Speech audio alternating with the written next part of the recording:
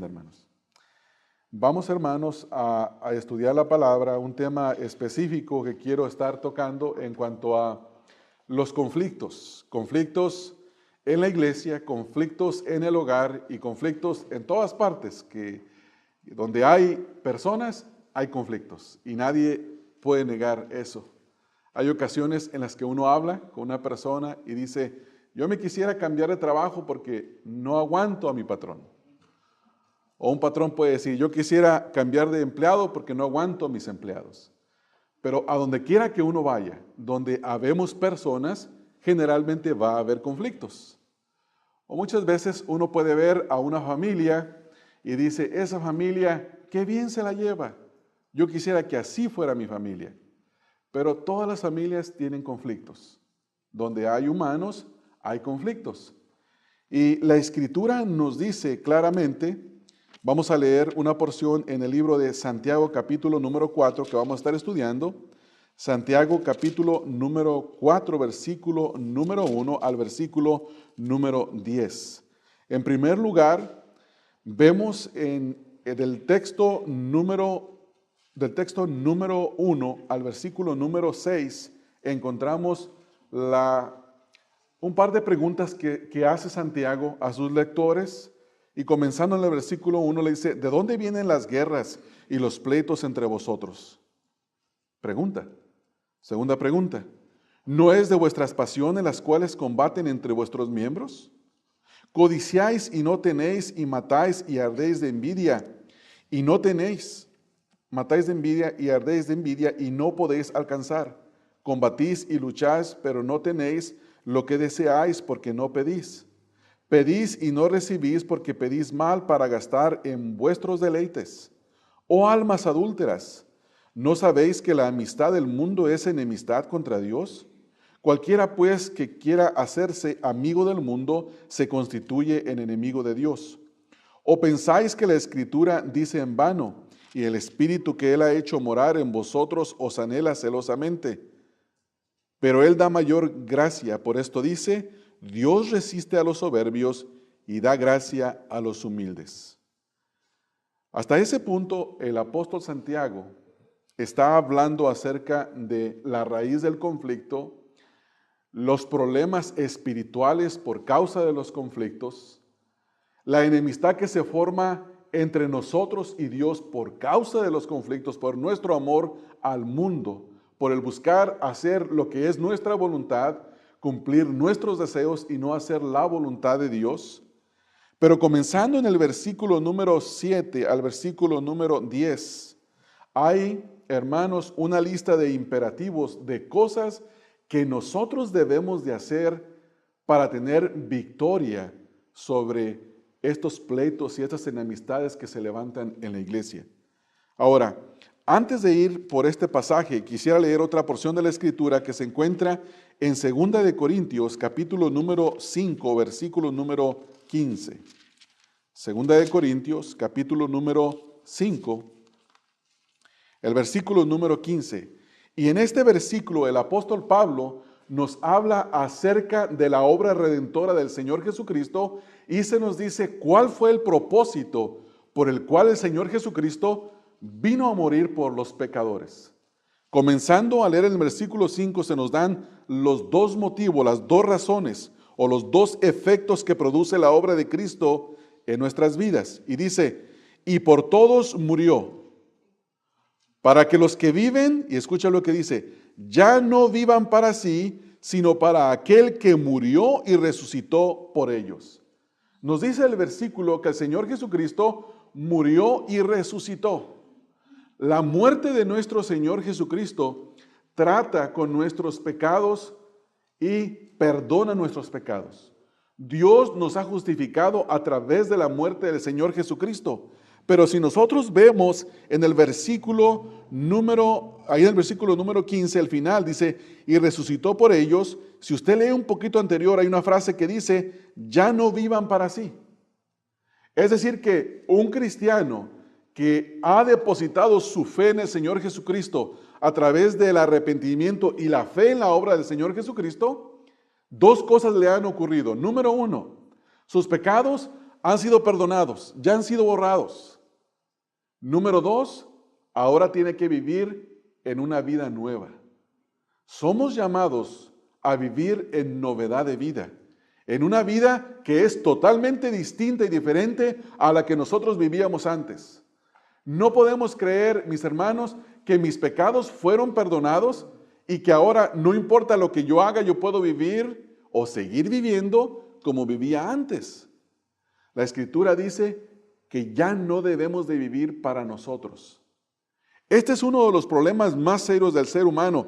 El ser humano quiere vivir para él. Nosotros, en nuestra propia naturaleza, queremos vivir para nosotros. Las frases que comúnmente utilizamos es mi carro, mi casa, mi ropa, mi esposa, mis hijos, mi trabajo, mi, todo es mío. Somos muy egocéntricos. Nos gusta tener posesión de las cosas.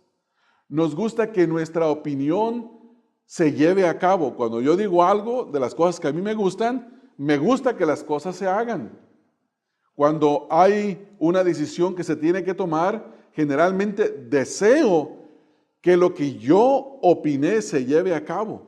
¿Por qué? Porque por naturaleza somos egocéntricos, somos hedonistas. Esta es una palabra que se utiliza mucho para hablar de los deseos de la carne. Una palabra que no tiene una buena connotación en la Biblia y es una palabra bíblica. Pero Pablo dice, por todos murió, para que los que viven, es decir, los que han recibido el perdón de sus pecados, ya no vivan para sí, sino para aquel que murió y resucitó por ellos. Ahora sí, yendo a Santiago capítulo número 4, nosotros vamos a empezar a observar lo que Santiago está diciéndole a este grupo de personas. Pero antes de verlo, quiero pensar un poco en el contexto, porque hay algo que a mí me llama mucho la atención. Y es lo siguiente, si uno lee el capítulo número 1, versículo número 2, Santiago les está diciendo, dice, hermanos míos, tened por sumo gozo cuando os halléis en diversas pruebas. Y cuando lee el versículo 1, dice, a las 12 tribus que están en la dispersión. Es decir, que estos cristianos a los que Santiago les está escribiendo, son cristianos que han sido perseguidos. Y usted podría decir que la persecución los ha humillado a tal punto que no tienen tiempo para pensar en sus propios deleites y en sus propios deseos, que están buscando la voluntad de Dios.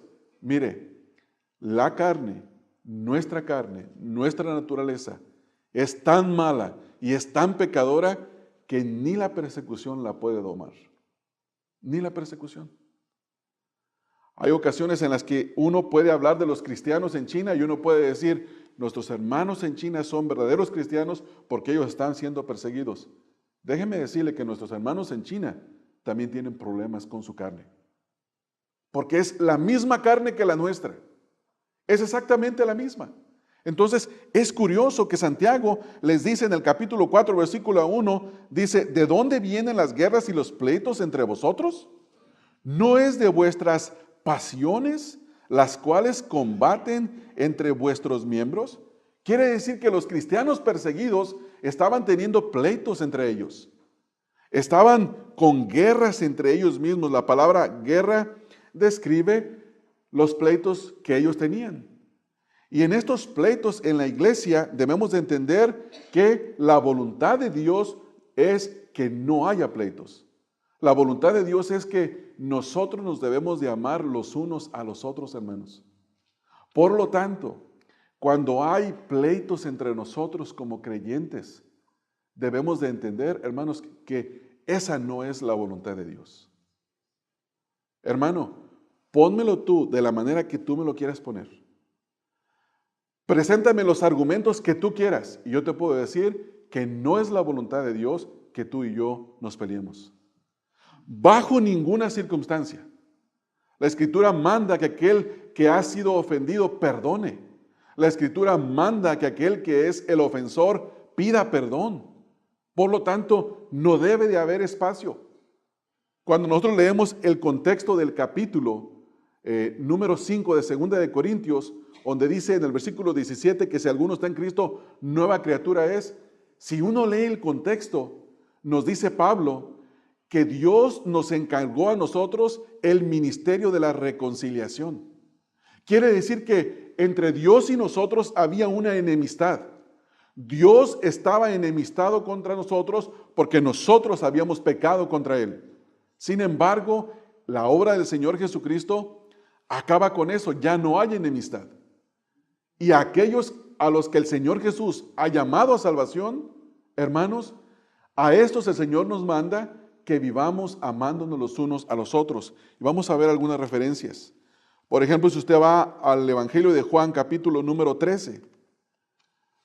Evangelio de Juan, capítulo 13, versículos número 34 y versículo número 35. Exactamente el Señor Jesucristo dice que el mundo conocerá que nosotros somos sus discípulos si nosotros nos amamos. Versículo número 34. Dice en el capítulo 13, hermanos, si ya lo tiene ahí. Un mandamiento nuevo os doy, que os améis unos a otros. Y luego dice, ¿cómo? Como yo os he amado, que también os améis unos a otros. En esto conocerán, ¿quiénes? Todos, que sois mis discípulos, si tuviereis amor los unos con los otros. Ahora la pregunta es, ¿cómo nos amó Dios? Y la respuesta es, perdonándonos. Nosotros ofendimos a Dios y Dios tuvo la misericordia con nosotros de perdonarnos. Hermanos, cuando haya un pleito entre nosotros, alguna dificultad entre nosotros, yo le quiero exhortar y me quiero autoexhortar a mí con la palabra de Dios. No tomemos la actitud de murmurar por una situación. Vayamos con aquel que nos ha ofendido o vayamos con aquel quien hemos ofendido y cumplamos así la ley de Cristo, que es que nos amemos los unos a los otros. Hermanos, ese es el verdadero cristianismo. Si usted o yo tomamos otra actitud diferente de lo que el Señor nos está mandando, hermanos, nosotros podemos decir con nuestra boca que somos cristianos, pero en realidad, hermanos, nos comportamos como uno que no ha experimentado el perdón de Dios. ¿Sí me entiende, verdad, hermano? Esto es lo que Santiago está tratando con estos hombres y mujeres que se encontraban aquí siendo perseguidos y les dice, tengan cuidado de estas cosas. Si van ustedes conmigo también a 2 de Corintios capítulo número 7, en el versículo número 20, 2 de Corintios 7, 20, nosotros encontramos la misma idea, el Evangelio de Juan capítulo 17, texto 21. Me fui a otro texto antes de ver este. En el Evangelio de Juan, capítulo número 17, en el versículo número 21, dice, para que todos sean uno, como tú, oh Padre, en mí y yo en ti, que también ellos sean uno en nosotros, para que el mundo crea que tú me enviaste a mí. Esta es la oración del Señor Jesucristo por todos sus discípulos, hermanos. No solamente por aquellos que estaban con Él en el momento en el que Él hizo la oración, porque ahí dice en el capítulo 17, dijo, no oro solo por estos, sino por aquellos que habrán de creer por la boca de estos. Es decir, que el Señor Jesucristo oró por ustedes, el Señor Jesucristo oró por mí. ¿Cuál es su oración? Que nosotros seamos uno, nada más uno. Que estemos unidos. Pero cuando nosotros estamos en un pleito, ¿qué es lo que ocurre, hermanos? Nos dividimos. Y dice la Escritura que le damos lugar al diablo. Le damos lugar al diablo cuando no queremos perdonar. Le damos lugar a Satanás cuando no queremos pedir perdón. Y esto es lo que la Escritura nos manda constantemente y es lo que nosotros debemos hacer. Santiago dice que entre ellos había guerras y pleitos y esto describía los conflictos que tenían los hermanos. Y también les dice, les hace otra pregunta. Si van conmigo ahí al capítulo que estamos viendo, en el versículo 1 del capítulo 4, les hace la pregunta y les dice, ¿de dónde vienen las guerras y los pleitos entre vosotros? Y luego vea lo que dice ahí en ese versículo. Dice, ¿de dónde vienen las guerras y los pleitos entre vosotros? Y dice, no es de vuestras pasiones, las cuales combaten en vuestros miembros. ¿Qué es una pasión? Una pasión es un deseo intenso de nuestra carne. Y usted quiere saber cuáles son la lista de los deseos de la carne. Hay muchas listas en el Nuevo Testamento, especialmente en Gálatas capítulo 5. Y uno puede ver la lista, y entre esas listas están los pleitos, las iras y las enemistades. Entonces, lo que pasa cuando hay dos personas que tienen un conflicto es que nuestras pasiones están combatiendo para que aquel que nos ofendió no perdonarlo y aquel que hemos ofendido no pedirle perdón. Queremos hacer nuestra voluntad y eso quiere decir que la voluntad de Dios no está en nosotros. No está en nosotros. Cuando yo quiero hacer mi voluntad, la voluntad de Dios no está en mí. Mis amados hermanos, no nos engañemos creyendo que estamos haciendo la voluntad de Dios cuando estamos odiando a alguien. Cuando tenemos un conflicto con una persona. No estamos haciendo nada, hermanos. Tenemos que tener esto muy claro en nuestro entendimiento. Dice ahí que son las pasiones las cuales combaten en los miembros de la persona. Estas pasiones es una palabra griega que el apóstol Pablo utiliza aquí, es la palabra griega hedonismo y se refiere a los deseos, a las pasiones, a los placeres que son características de todo aquel que no es creyente. ¿Qué quiere? Dame, dame, dame. Quiero, quiero, quiero. Cuando usted le hace una pregunta a una persona generalmente que no es creyente, le dice, ¿cuáles son tus planes para el futuro? Y la primera cosa es, quiero tener, quiero hacer. Y habla de todo lo que desea. Pero generalmente nunca va a estar involucrada la voluntad de Dios en esta persona. Y nosotros como creyente debemos de pensar también lo mismo, en el sentido de cuando nos autoexaminamos. ¿Está la voluntad de Dios entre mis deseos? ¿Deseo hacer la voluntad de Dios o vivo como uno que no conoce al Señor? Esta mañana estaba yo hablando con mi esposa y veníamos en el camino y mi hija empezó a cantar el canto que se llama Yo me rindo a Él. Y le dije a mi esposa, cuando nosotros adoramos en la iglesia tenemos que autoexaminarnos si verdaderamente nos queremos rendir al Señor Jesucristo. Hermanos, déjenme decirle algo, muchas veces nosotros no queremos servir al Señor porque servir al Señor requiere de nuestro sacrificio, de nuestro tiempo y de nuestro dinero. Que en realidad no son nuestros, porque Dios nos los ha dado. A veces uno dice, no voy a ir a la iglesia. Yo lo he escuchado, hermanos. Cuando la gasolina se puso muy cara, escuché que algunos decíamos, y algunos decían, y tal vez otros lo pensamos, tengo que ir a la iglesia, pero tengo que poner gasolina. Y como está tan cara, y la pregunta es, ¿de veras, hermano? Esto es para ustedes y para mí. Ramón, ¿de verdad quieres rendir tu vida a Cristo cuando no estás dispuesto ni a rendir tu gasolina? ¿Se te hace cara la gasolina? Hermanos, la adoración a Dios no es cualquier cosa. Cuando nos ponemos de pie y le decimos, yo me rindo a ti, yo me rindo a Él, solo a Cristo, y empieza a cantar, preguntémonos de verdad, hermanos. Hermanos, ¿estamos rindiendo nuestra vida al Señor Jesucristo? Bueno, ese era el problema de los de la diáspora, de los perseguidos. Versículo número 2. Dice, codiciáis y no tenéis, matáis y ardéis de envidia y no podéis alcanzar, combatís y lucháis, pero no tenéis lo que deseáis. ¿Por qué? Porque pedís mal. Versículo 3. Pedís y no recibís porque pedís mal para gastar en vuestros, ¿qué, hermanos? Deleites. Deleites. Es decir, que este grupo de creyentes oraban a Dios, pero Dios no les respondía porque sus oraciones estaban basadas en la voluntad de ¿quién, hermanos? De ellos, en sus deseos, no en la voluntad del Señor. Déjenme hacer una pregunta de aplicación. Cuando nosotros oramos al Señor, ¿cómo oramos, hermanos? ¿Buscamos queriendo hacer la voluntad de Dios o estamos orando pidiéndole hacer nuestra propia voluntad? O oramos y le decimos, gracias por la casa, gracias por el carro, gracias por la comida, gracias por mi ropa, gracias por mi educación. Gracias, y se va a dormir. Y alguien puede decir, qué hermano tan agradecido. Y yo le puedo decir, no, qué hermano tan egocéntrico. Porque está dando gracias por lo que ya recibió. Si no lo hubiera recibido, mi pregunta es, ¿cómo hubiera actuado? ¿Cómo hubiera actuado usted y cómo hubiera actuado yo? Esa es la pregunta que nos debemos de hacer, hermanos.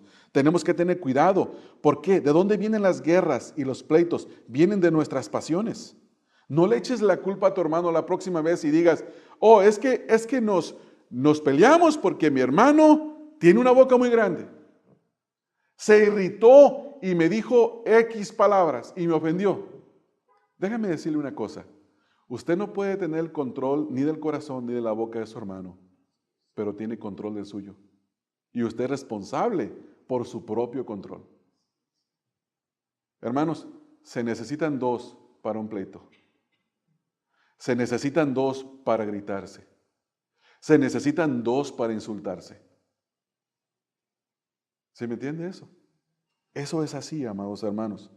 Por eso es el texto: codiciáis y no tenéis, y matáis y ardéis de envidia. Y alguien puede decir, ¿de quién estará hablando la Biblia? De usted y de mí. De usted y de mí. De usted y de mí, nada más. Hermanos, ¿qué pasa cuando usted y yo tenemos una petición delante del Señor y te pido, Señor, que pase, y te ruego y te suplico, y cuando pasa la situación y el Señor no le da lo que usted estaba pidiendo, ¿cómo reacciona usted? ¿Cómo reacciona yo? ¿Se enoja? ¿Se enoja? ¿Se desespera? ¿O busca cómo hacer para ir en contra de la voluntad de Dios? No, mis amados hermanos, el Señor Jesucristo nos enseñó a orar, y en sus oraciones, si usted va a la oración del huerto en Getsemaní, 3 veces repitió lo mismo y dijo, Señor, Padre, que no se haga mi voluntad sino la tuya. ¿Por qué, hermanos? Porque aunque usted quiera hacer su voluntad, la soberanía de Dios se va a cumplir. Nadie le puede torcer la mano a Dios. Nadie puede persuadir a Dios a tal punto que contradiga su soberanía, su voluntad. Pero sin embargo, si somos llamados a ser persistentes en la oración. Pero en nuestra oración debemos de tener cuidado de no pedir como estaban pidiendo estos en el versículo 2 y versículo 3. Ahora, la pregunta es, ¿por qué ellos estaban codiciando estas cosas? ¿Por qué pedían para gastar en sus propios deleites? Y el versículo 4 nos da la respuesta. Ellos amaban más al mundo que al Señor. Dice el versículo número 4, oh almas adúlteras, ¿no sabéis que la amistad del mundo es enemistad contra Dios? Cualquiera pues que quiere ser amigo del mundo, se constituye en enemigo de Dios. ¿Qué hace el mundo? ¿Qué dice el mundo, hermanos? El mundo tiene su manera de pensar. El mundo tiene su manera de moverse. Ahorita nosotros acabamos de pasar la temporada de los impuestos. ¿Qué dice el mundo, hermanos? Invéntate unas cuantas cosas para que evites el pagar una cantidad de impuestos. ¿No es así? Y algunas veces las personas que son procesadores de impuestos, no todos, hay algunos que le sugieren a uno, mira, puedes hacerle así, mira, ¿por qué no pones esto? Mira, ¿por qué no pones el otro? Pero ¿qué me dice a mí la Escritura, hermanos? Someteos a toda autoridad humana. Si el rey me pide un impuesto que es injusto, yo se lo tengo que pagar, hermanos. Y muchas veces, ¿sabe cuál es la actitud nuestra? Cuando nos toca pagar, nos quejamos, hermanos. Cuando no nos deberíamos de quejar, deberíamos decir, Señor, tú me mandas en tu palabra que yo te honre a ti de esta manera.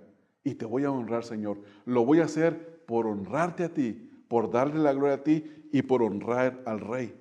Porque la Escritura me manda que honre también al rey. Hermanos, necesitamos de aprender a buscar, a amar la voluntad de Dios, hermanos, no la nuestra. No importa que no tenga sentido muchas veces. Aquí Santiago está exhortándoles. ¿Y cómo les llama, hermanos? Les llama adúlteros. El amor al mundo es un tipo de adulterio espiritual. Cuando nosotros estamos más consumidos por la voluntad del mundo y de nuestras pasiones que por la voluntad de Dios, somos adúlteros, hermanos. Estamos fornicando contra Dios. Y ese es un lenguaje que se utiliza mucho en la Escritura. Si uno va, por ejemplo, al Antiguo Testamento, al libro de Jeremías, Jeremías capítulo número 2, versículo número 20.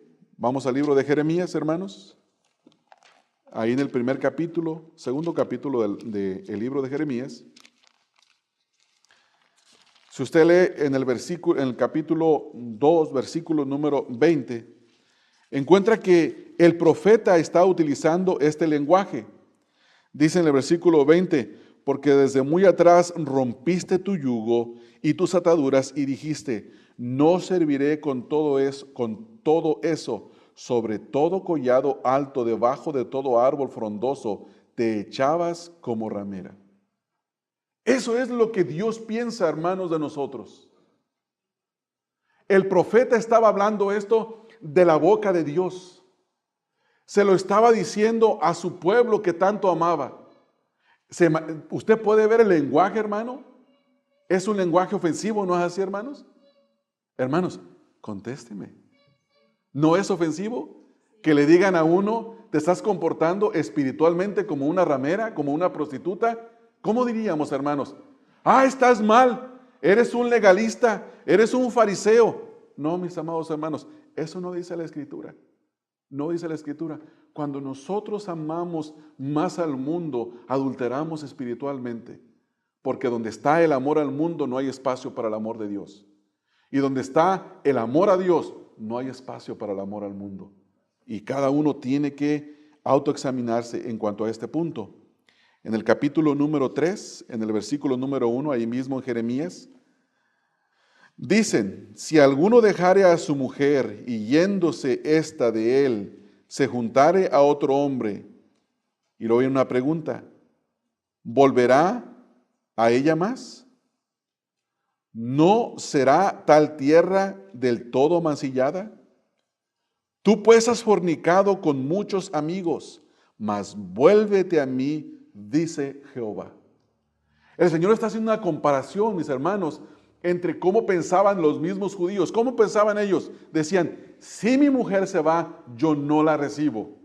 Y Dios le dice, si tú te vas, pero vuelves en arrepentimiento, yo te recibiré. Y esa es la misericordia de Dios para con nosotros, hermanos. Necesitamos de entender esto. Necesitamos de entender que no es la voluntad de Dios que nosotros amemos al mundo, que es la voluntad del Señor que nosotros amemos al Señor.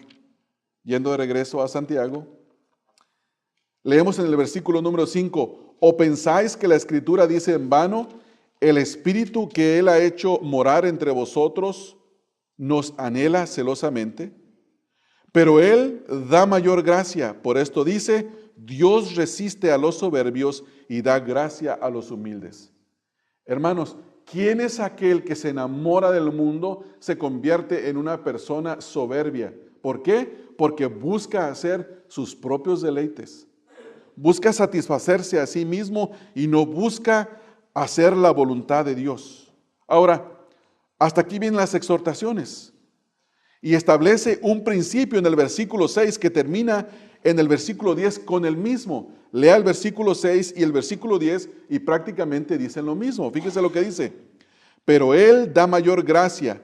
Por eso dice, Dios resiste a los soberbios y da gracia a los humildes. Y en el versículo 10 termina con la exhortación. Humillaos delante del Señor y Él os exaltará.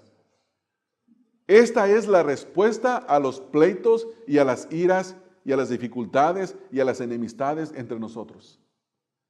La única manera de tener un grupo de creyentes o la única manera de tener paz en tu hogar o tener paz donde quiera que tú estás es cuando nosotros nos humillamos delante del Señor. Necesitamos, amados hermanos, de aprender lo que es la humillación. Vivimos en un mundo que nos dice todo lo opuesto, ¿no es así? Todo lo opuesto. Todo lo opuesto. Nos dice que hay que ser grandes. Nos dice que hay que tener lo mejor. Nos dice que nuestra opinión y nuestra voluntad debería de hacerse. Un mundo que nos estimula a que nuestros sueños sean cumplidos. Un mundo que nos dice, sueña grande, no te detengas. El cielo es tu límite. Y frases como esas. Sin embargo, la Escritura dice, no, así no es. La sabiduría del Señor dice, Humíllate delante del Señor y Él te va a exaltar. La Escritura nos dice que el camino a la exaltación es la humillación. Y eso tenemos que aprenderlo. Ahora, comenzando en el versículo 7, comienzan una serie de imperativos, de cosas que nosotros debemos de hacer. Acciones que usted y yo debemos de tomar para poder tener victoria sobre toda esta situación. Tener victoria sobre los deseos de nuestra carne. Tener victoria sobre la vanagloria del mundo. Y tener victoria sobre Satanás, que son los tres enemigos que combaten contra nosotros diariamente. Primer cosa que debemos de hacer, versículo número 7, usted posiblemente ya la habrá identificado, y nos dice, someteos pues a Dios. La primera cosa que debemos de hacer es someternos al Señor. ¿Qué es lo que el Señor dice en determinado asunto? Y tenemos que someternos. Hacer como el Señor dice, a pesar de que no lo siento, de que no lo deseo, de que los que están frente a mí se van a burlar porque me van a ver como un tonto actuando en la manera que estoy actuando. Mis hermanos, no importa, estamos sometiéndonos al Señor. La palabra someterse significa ponerse bajo la autoridad de.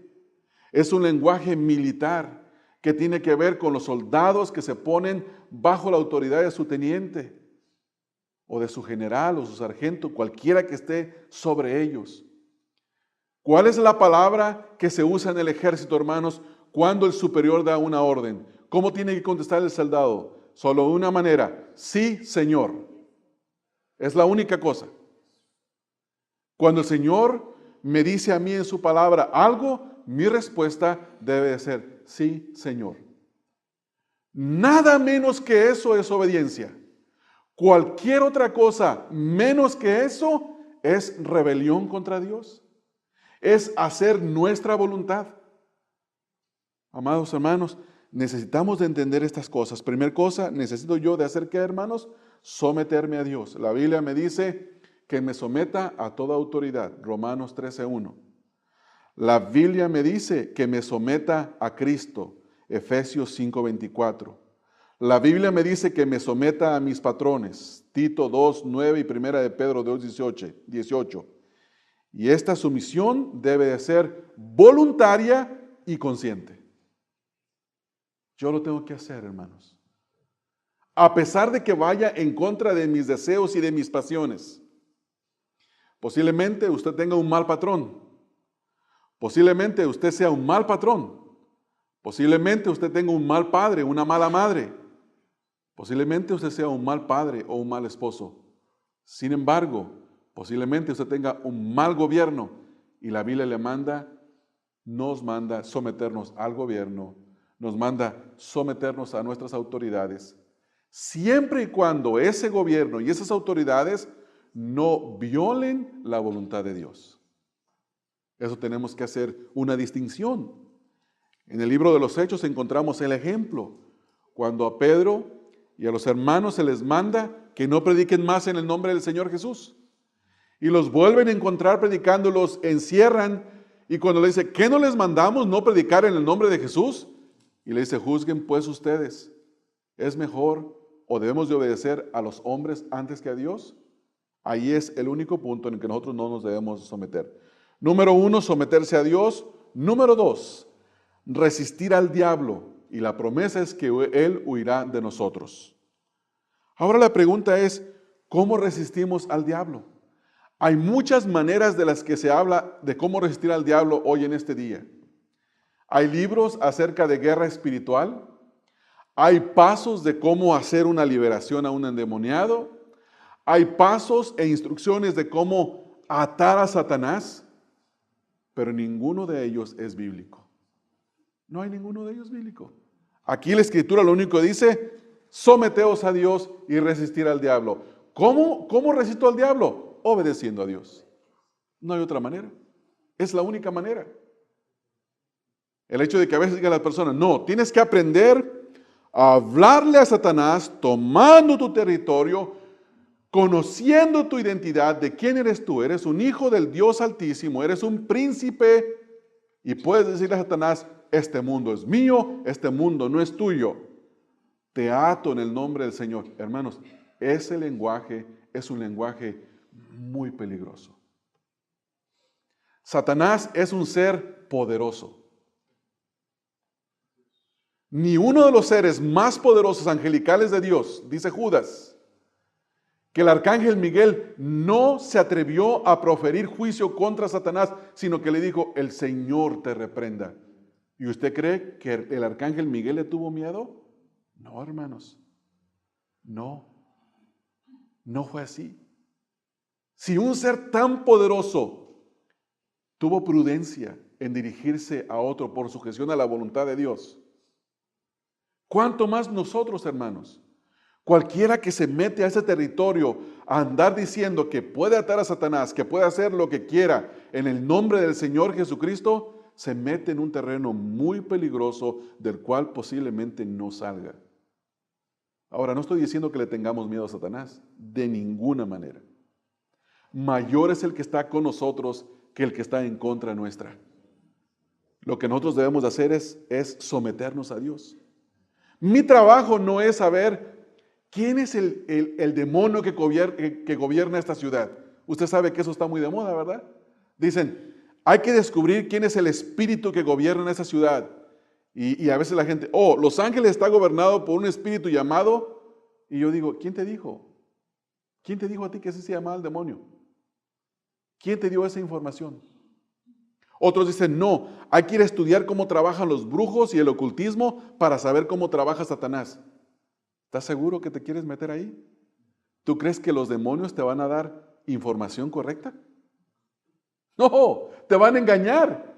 Tú vas a ir al lugar íntimo del enemigo y le vas a decir, ¿cuál es tu estrategia para que te derrotemos? Hermanos, eso es una tontería. Lo más sabio, lo perfectamente sabio es someterse a Dios. Y a Satanás se le resiste, hermanos, estando firme, no teniendo temor a Satanás, hermanos. No somos mandados a temerle a Satanás, somos mandados a temerle temor a Dios. No a Satanás, hermanos. Hermanos, nosotros podemos dormir tranquilamente en nuestros hogares, porque no va a pasar absolutamente nada que lo que el Señor no mande. Y si el Señor lo permite, es porque el Señor lo ordenó. Entonces, no tengamos temor a Satanás, pero sí resistámoslo firme. ¿Cómo lo resisto, hermanos? Cuando viene la prueba de la tentación, hermanos, si eres casado y tienes deseo de adulterar, sométete al Señor y ama a tu esposa así como Cristo amó a la iglesia y se entregó a sí mismo por ella. Si viene la tentación de robar, no robes, trabaja con tus manos para que proveas para tus necesidades y para las de otro. Cada una de las cosas que vengan a nuestra vida, tenemos que ver qué dice la Escritura e irnos directamente a lo que la Escritura dice. No, hermanos, no nos engañemos. Satanás es un ser poderoso, pero no es todopoderoso. No es todopoderoso. Todopoderoso es mi Señor. Y si yo no me someto a Él, me va a disciplinar, hermanos. Me va a azotar, eso es lo que dice la Escritura. Entonces, primera cosa, someterse a Dios. Segunda, resistir al diablo. Y dice la Escritura que Él, ¿qué va a hacer, hermanos? Huirá de nosotros, hermanos. Va a huir. No va a huir por tu poder. Va a huir por el poder de Dios, que lo hará huir. Iba a decir aullar. No sé si aúlla, posiblemente. Aúlle también. Y luego dice más adelante en este versículo número 8, la tercera cosa que debemos de hacer, debemos de acercarnos a Dios. Y la promesa es que Él se acercará a nosotros. Ahora la pregunta es la siguiente. Si la Biblia me manda que yo me acerque a Dios, ¿quién se alejó, hermanos? ¿Dios o nosotros? Nosotros. Tengo que acercarme a Dios. Generalmente el pecado nos hace huir de Dios. Pero cuando nos arrepentimos, vamos en dirección de Dios y tenemos que buscar al Señor. Quiero saber cuál es tu voluntad, Señor, sin importar el precio que tengan que pagar por hacerla. Y déjeme decirle una cosa. Vamos a llorar y vamos a sufrir por hacer la voluntad de Dios. Hermanos, el que no llora y no sufre por hacer la voluntad de Dios, no está haciendo la voluntad de Dios. La voluntad de Dios, en un sentido, hermanos, trae sufrimiento. La próxima semana que estudiemos el capítulo 7 de Juan, vamos a saber por qué el mundo odiaba a Jesús. Y dice Jesús, el mundo me odia porque yo les hablo de su maldad. Cualquier persona que no experimenta el odio del mundo es porque lo ama. No ama a Dios, ama al mundo, porque el mundo lo ama a Él. Y el mundo ama a los suyos. Entonces dice aquí el versículo, acerquémonos a Dios y Él se acercará a nosotros.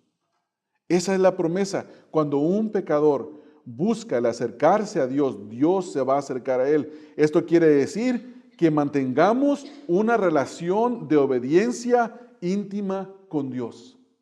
Acercarse a Dios significa estar en intimidad obedeciéndole, hermanos. Acercarse a Dios no significa, y ya fui el domingo a la iglesia, ya estoy cerca de Dios. Debemos de venir, no estoy diciendo que no. No estoy menospreciando, hermanos, que estemos congregados acá. Debemos de congregarnos. La Biblia nos manda. Pero estar cerca del Señor en intimidad es una cosa muy, pero muy diferente. Miren lo que dice el Salmo 73, versículo 28. Salmo 73.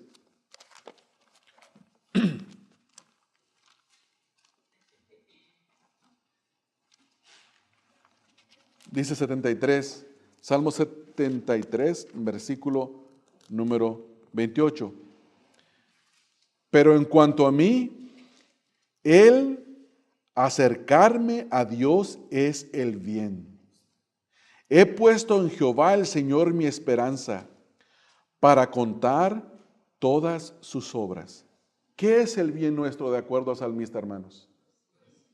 El acercarnos al Señor. Preguntas de reflexión, hermanos, ¿estamos acercándonos al Señor? ¿Estamos buscando al Señor a través del estudio de la palabra? Hermanos, cuando viene la prueba, ¿nosotros nos desanimamos o estamos buscando el hacer su voluntad? ¿Qué estamos haciendo, hermanos? ¿Qué estamos haciendo? ¿Quiere que le diga qué es lo natural para que usted y yo hagamos? Huir del conflicto. Eso va a ser lo natural. Pero la Escritura me manda que me acerque a Dios y que lo busque en intimidad, que busque al Señor y que busque que me perdone mi pecado, que me restaure, que me edifique, que me fortalezca, que me dé ánimo, que me dé gozo para perseverar, para seguir adelante en medio de la prueba. Y esto es lo que el Señor promete hacer. Volvamos a Santiago y quiero terminar con los últimos puntos. Hemos visto en cuarto lugar en tercer lugar, que debemos acercarnos a Dios. En cuarto lugar, hay un mandato que cada uno de nosotros debe de hacer, y quiero verlo brevemente por cuestión del tiempo. Pero nos dice ahí el versículo 8, acercaos a Dios y Él se acercará a vosotros, y luego dice, la manera en la que debemos de hacer esto al acercarnos a Dios. En primer lugar, limpiad las manos. Este es un lenguaje que se utiliza en el libro de Levítico. El sumo sacerdote se lavaba las manos antes de ofrecer los sacrificios. ¿Qué quiere decir? Que cuando el sumo sacerdote ofrecía un sacrificio y entraba al lugar santísimo para estar delante de la presencia de Dios, hacía un rito ceremonial de lavarse las manos. Nosotros debemos de lavar nuestras manos de toda obra muerta, hermanos. Obras que no agradan a Dios, cosas que hemos hecho que no agradan al Señor en ninguna manera. Primera cosa, lavar nuestras manos. Número 2, dice, y vosotros los de doble ánimo, ¿qué debe hacer, hermano? Purificar vuestros corazones. La purificación del corazón, hermanos, significa, como dice el libro de Proverbios, ante toda cosa guardada, guarda tu corazón, porque de él emana la vida, o de él mana la vida, perdón. ¿Qué quiere decir, hermanos? ¿Qué es lo que metemos a nuestro corazón? Hermanos, cuando nosotros pecamos, metemos pensamientos, imágenes a nuestro corazón. Y por alguna razón, todo se guarda ahí. Todo se guarda en el corazón. Necesitamos, hermanos, de rogar al Señor que nos libre de todo pensamiento que no le da la gloria. Que nos libre de toda imagen que no le da la gloria al Señor. Que guardemos nuestros ojos porque nuestros ojos son la ventana del alma por donde entra toda la información. Nuestros oídos, por ahí entra más información y todo lo que entra se procesa.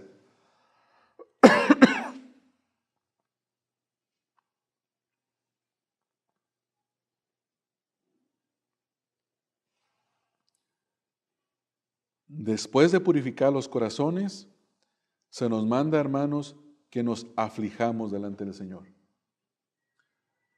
Esta es una práctica que se debe de hacer, hermanos. Y la única manera de poder afligirse es conociendo la voluntad del Señor. La Biblia me manda que perdone. Y cuando yo voy delante de la presencia del Señor, tengo que decirle, Señor, mi corazón es tan duro y es tan perverso que no desea perdonar. En lugar de decir, oh no, es que yo me siento así por lo que esta persona me hizo. Pero usualmente así respondemos, pero tengo que afligir mi alma delante de Dios y decirle, yo he violado tu ley, yo he desobedecido tus mandamientos. No piensen en el otro, hermanos. Cada uno de estos mandamientos son para nosotros individualmente, aunque algunos utiliza el término plural, porque es una instrucción para todos, pero al final cada uno lo hace. Después dice que hay que lamentar y hay que llorar. Afligíos, lamentad y llorad. Tenemos que lamentar las cosas que hacemos que son en contra de la voluntad del Señor, hermanos, y no decir, no, el buen Señor se olvida de todo, se acaba todo, no pasa nada. No, hermanos, hemos ofendido al Señor. Y tenemos que lamentarnos por nuestra ofensa al Señor. Lamentarnos por nuestras ofensas a los hermanos.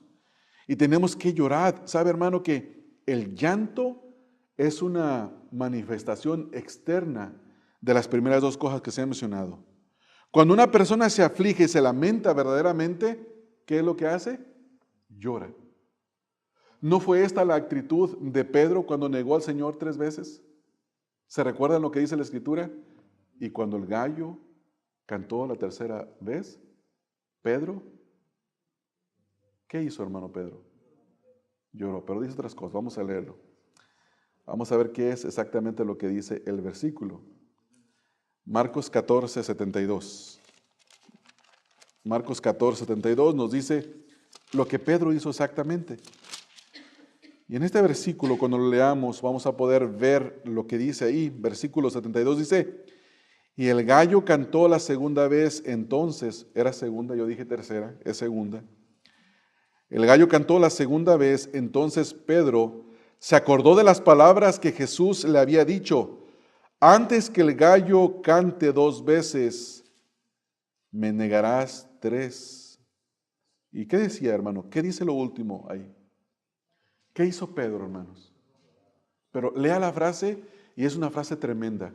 Y pensando en esto, lloró. Hermanos, Pedro se afligió porque se acordó de las palabras de su Señor que le dijo, me vas a negar. Y él dijo, no, Señor, yo estoy contigo dispuesto a ir hasta la muerte. Y se acordó de las palabras del Señor Jesús. Hermanos, nosotros de igual manera debemos de pensar en las palabras de nuestro Señor cuando las desobedecemos y llorar, hermanos. Debemos de llorar por nuestra miseria, no creer que estamos bien en nuestra necedad, en nuestro pecado, no creer que estamos viendo y decir, oh, hasta que Él me hable y yo le hablo. Si Él no viene a mí, yo no voy a ir a Él. Él empezó, el que me busque. No, amados hermanos, no es así. No es así. No es así. Y si usted cree que es así, usted está equivocado. Dios no. Dios no se equivoca. Y usted puede decir, posiblemente, ahorita en su corazón, usted tenga una rencilla contra alguien. Y esté justificándose y se esté enchilado, como si tuviera chile por dentro, en su alma. Usted ha escuchado que esa expresión se utiliza, ¿verdad? Cuando le dicen algo a una persona, le dicen, no te enchiles. ¿Verdad? ¿Sí lo ha escuchado, hermanos? ¿Sí? Se enoja. Tiene ardor por dentro. Hermanos, si esa es su situación en esta hora, aprendamos del Señor. El Señor Jesús dijo, aprended de mí que yo soy manso y humilde. Sin mansedumbre y sin humildad no se puede vivir la vida cristiana. Es prácticamente imposible. Y cierro con esto, hermanos. Cierro con la última parte del capítulo. De las instrucciones de Santiago para nosotros en esta hora, que son muy oportunas, son para mí. Yo no sé cómo serán para usted. Espero que así sea. Afligíos, lamentad, llorad, y luego dice, que vuestra risa se convierta en lloro y vuestro gozo en tristeza. La risa es la expresión externa, el lloro es la expresión externa, el gozo es una expresión interna y la tristeza es una expresión interna. ¿Qué es lo que describe el versículo número 9? La condición de aquel que verdaderamente se arrepiente. Eso es lo que describe el versículo número 9. Versículo 10. Humillaos delante del Señor y Él os exaltará. Qué hermosa nota para terminar, hermanos. Dice, miren, hermanos, parece que no va a pasar nada, pero si ustedes se humillan delante del Señor, Él los va a exaltar. Y eso es lo que nosotros queremos experimentar, hermanos. La exaltación del Señor. Que el Señor se honre con nuestras vidas. Que el Señor se goce con nuestras vidas. Que el Señor sea honrado al poder llamarnos hijos porque nosotros nos comportamos realmente como al Señor le agrada. Hermanos, esa es la vida cristiana, hermanos. No es otra cosa. No es otra cosa. Que el Señor nos dé, hermanos, aquí a cada uno de nosotros, en esta congregación, el poder vivir en nuestras casas y el poder vivir en la iglesia y poder vivir en nuestros trabajos. Y puse el orden de esta manera porque es el orden divino. La casa, la iglesia, el mundo. Así debemos de comportarnos, hermanos. Que aquel que nos hace mal, hacerle bien. Y la Escritura dice, ascuas de fuego amontonarás sobre su cabeza. Le va a dar vergüenza. Le va a dar vergüenza. No paguemos mal por mal, hermanos. Y mucho menos en la iglesia. No con los del mundo, mucho menos con los de la iglesia. ¿Por qué nos peleamos? Porque somos caprichosos.